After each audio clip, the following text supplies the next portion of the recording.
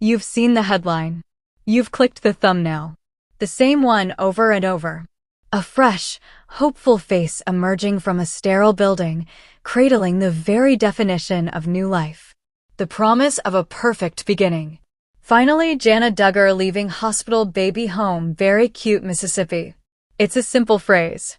Almost algorithmic in its construction. Names interchangeable.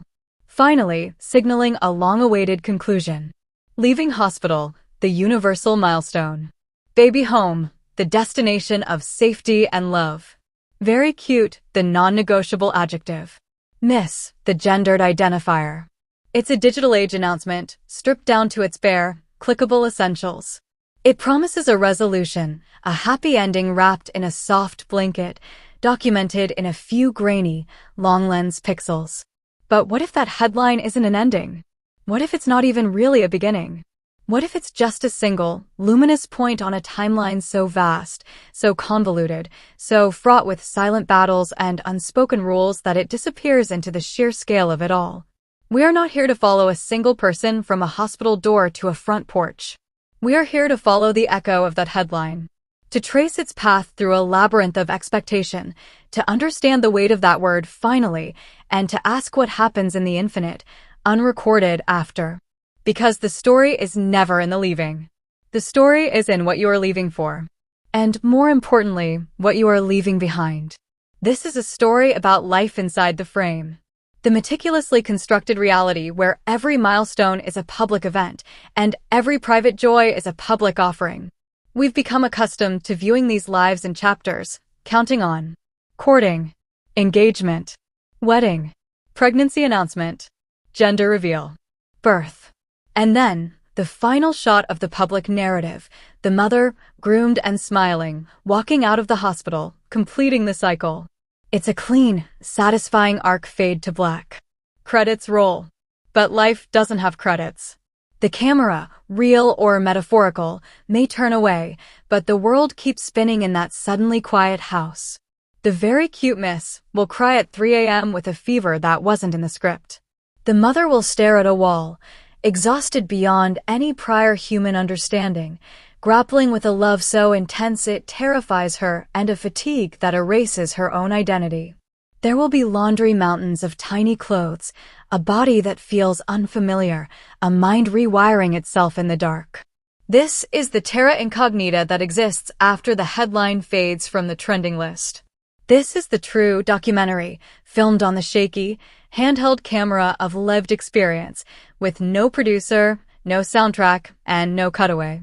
Yet, for some, this private adjustment is set against a backdrop of colossal, inescapable public scrutiny. The family in that headline, the Duggars, were not just a family. They were an institution. A philosophy made flesh, a belief system documented in real time. Their world operated on principles of uniformity, modesty, and a clear, divinely ordained chain of command.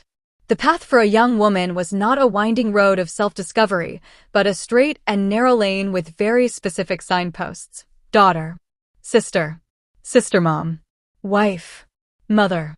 Each role a layer, each layer adding to the structure of the collective identity. The individual, I, was gently, firmly subsumed into the plural, we. So when we see a headline about Jana Duggar, it resonates differently. For years, she existed in the public eye as the anchor of the sisters. The capable one. The constant. While others moved into the courtship phase, she was the steady presence in the background, gardening, organizing, caring. The world watched and wondered, applying its own narratives and pressures. Why was she still at home? When would it be her turn? The public, having consumed the family story as a continuous narrative, felt entitled to a next chapter for her, too. So the word finally in that headline isn't just about leaving a hospital. It's a release of collective, projected anticipation. It's the audience feeling a narrative itch being scratched. But that projection is a weight. Imagine every personal choice, every timing of your life's milestones, being measured against the timeline of a television show and the expectations of millions of strangers. Your most intimate joys become data points in a public saga. Your pain, if shown, must be framed as a testament of faith. Your doubts, if they exist, have no place on the set. You live in a house of glass, but you're only allowed to show certain reflections. This brings us to the profound silence that often surrounds the actual experience of new motherhood, an experience universal, yet amplified 1,000-fold in a fishbowl. The early days with a new baby are a seismic shift in reality. It is beautiful, yes. It is also raw, disorienting, and physically demanding in ways language fails to capture. There is a term for this confluence of events: matrescence. Like adolescence, it is a monumental psychological and physical metamorphosis into a new state of being. Yet, while we have endless cultural scripts for adolescence, we have painfully few for matrescence. We have the glossy magazine spreads and the triumphant hospital exit, but we seldom see the quiet, tearful bewilderment at 4 a.m., the struggle to feed, the feeling of vanishing into a demanding new role. Now, layer upon that universal experience the specific context of a highly controlled, performance-based upbringing. What happens when your entire life has taught you to present a countenance of joyful contentment, to see motherhood as the highest, most sacred calling, and then you find yourself in the thick of it, overwhelmed, touched out, and desperately in need of a self that seems to have gone missing? Where do those feelings go? In a world that praises sweet spirits and quiet diligence, is there room for a primal scream into a pillow? The gap between the ideal and the real can become a chasm, and crossing it requires tools one may never have been given. And the baby, the very cute miss, is born into this legacy. Her life, from its first breath, is a story already being written by others. Her image is captured and disseminated before she can focus her eyes. Her nickname is in a headline before she has a legal name. Her narrative is entwined with a family saga marked by both devout conviction and profound scandal. She will grow up knowing there is a version of her family, and by extension herself, that exists in the digital ether, forever being commented upon, judged, and mythologized by people she will never meet. Her home is not just a physical place. It is a conceptual space, halfway between a deeply insular community and the relentless gaze of the modern world. What does it mean to craft your own identity when the raw materials of your life have already been used to build a public monument? This is the haunting, unanswerable question that lingers long after the clickbait dissolves. We are fascinated by these narratives because they are extreme mirrors held up to our own quieter struggles. We all, to some degree, live inside frames of family expectation, social media portrayal, professional persona, gender roles. We all know the pressure to present a highlight reel while navigating the messy, unedited footage of our days. The Duggar phenomenon, in all its complexity, simply magnifies this modern condition to a blinding scale. The journey home from the hospital is, metaphorically, a journey we all take again and again. We leave one version of ourselves behind, the childless person, the carefree youth, the individual, and cross a threshold into a new reality, the parent, the responsible adult, the caregiver. We are celebrated at the moment of crossing, then left to navigate the new, strange house alone. The congratulations fade, the casseroles are eaten, and you are left with the profound and terrifying quiet of your transformed life. For Jana, and for any woman emerging from that specific, scrutinized world, the threshold is even more pronounced. The home she is going to may be different from the one she left. It may be a physical separation, a metaphorical independence, or simply the internal shift of priorities that a new child forces. It is a departure from one assigned role and an entry into another, albeit one she chose. But even a chosen cage is still a confinement if the walls are made of other people's expectations. So, we watch the clip. A woman, a baby, a car, a door closing. We feel a sense of narrative closure. But true stories are circular, not linear. The baby will grow. The mother will evolve. The family saga will twist and turn with new revelations, new marriages, new births, new controversies. The headline from today will be buried under tomorrow's new clickbait. First photos of baby's smile. Family's emotional reaction. The next courtship?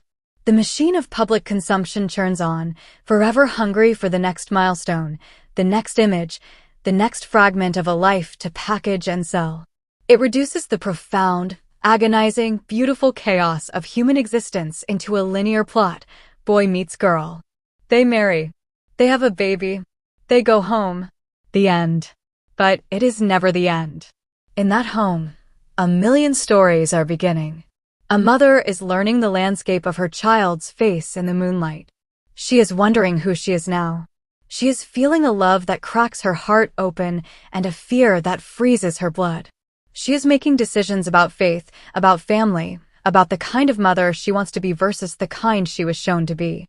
She is navigating a relationship with her partner in the exhausting, wonderful trenches of newborn life. She is perhaps, for the first time, building a world of her own making within the walls of a nursery, a world whose rules are written not by a television producer or a strict doctrine, but by the needs of one tiny, crying, very cute Mississippi. The headline promises an arrival, but in truth, it is a departure. She is departing the last vestige of her old, singular self. She is departing the simple storyline the public had written for her. She is departing moment by moment from the woman she was yesterday.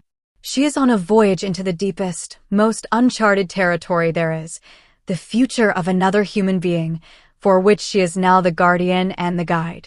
And as her car pulls away from the hospital, symbolically leaving the world of monitored medical care for the wild, unscripted adventure of home, we are left with the echoes. The echo of the camera shutter from a paparazzo she didn't see. The echo of her family's beliefs in her mind.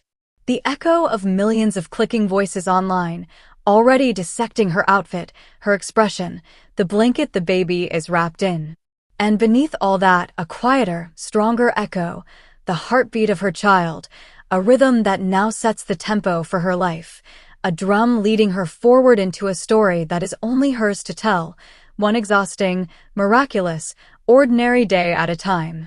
The documentary of that life will not air on television. It will not trend on social media. It will be written in the weariness on her face at dawn, in the hesitant smile she shares with her child, in the quiet decisions made behind closed doors. It is a documentary filmed without a camera, whose only audience is the participants themselves, and whose meaning is woven slowly, painstakingly, from the threads of struggle, love, doubt, and hope. So the next time you see that headline for her, or for anyone, finally leaving hospital baby home very cute, see it for what it truly is. Not a period at the end of a sentence, but a comma. A brief pause before the next clause, which is always more complex, more fraught, and more beautiful than the clickbait could ever possibly convey. The story doesn't end when they go home.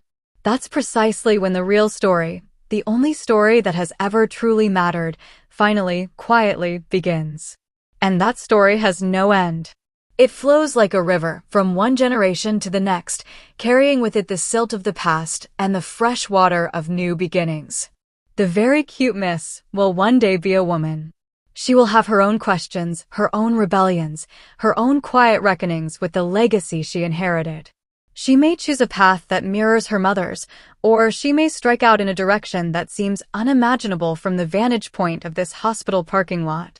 She will have to interpret the family saga for herself, separating doctrine from love, performance from personhood, the public brand from the private heart. Her mother, in that moment of leaving the hospital, holds the entire future in her arms, a future of first words and skinned knees, of bedtime stories and teenage arguments, of hard conversations about faith and freedom, of letting go. The journey ahead is not a straight line from the hospital to a picture-perfect homestead.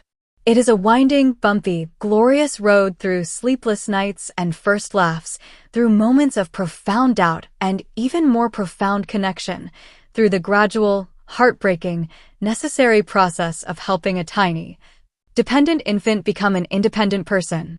This is the grand, terrifying, and magnificent project of parenthood that exists in the shadow of the headline. It is a project conducted in the mundane, in the sorting of tiny socks, in the relentless cycle of feedings, in the singing of off-key lullabies. It is here, in the unphotographed ordinary, that the true metal of a person is tested and formed. Not in the triumphant exit, but in the weary, loving endurance of the days and weeks and years that follow. The public will move on. They will clamor for the next update, the next photo, the next milestone to consume and comment upon. But inside that home, time will move differently. It will be measured in feeding intervals and growth spurts, in naps that are too short and nights that are too long. The mother will look in the mirror one day and see a stranger, then gradually come to know this new, fiercer, more vulnerable version of herself. She will find strength she didn't know she had and confront weaknesses she hoped didn't exist. She will negotiate with her past, with her upbringing, with her beliefs, deciding what to carry forward and what to leave behind for the sake of this new life she is responsible for. And through it all, the world outside will continue to reduce her complex reality to simplistic labels and hungry clicks. But she will be learning a new language, the wordless language of her child's needs, the silent vocabulary of touch and gaze and instinct. This language cannot be captured in a headline or a 30-second video clip.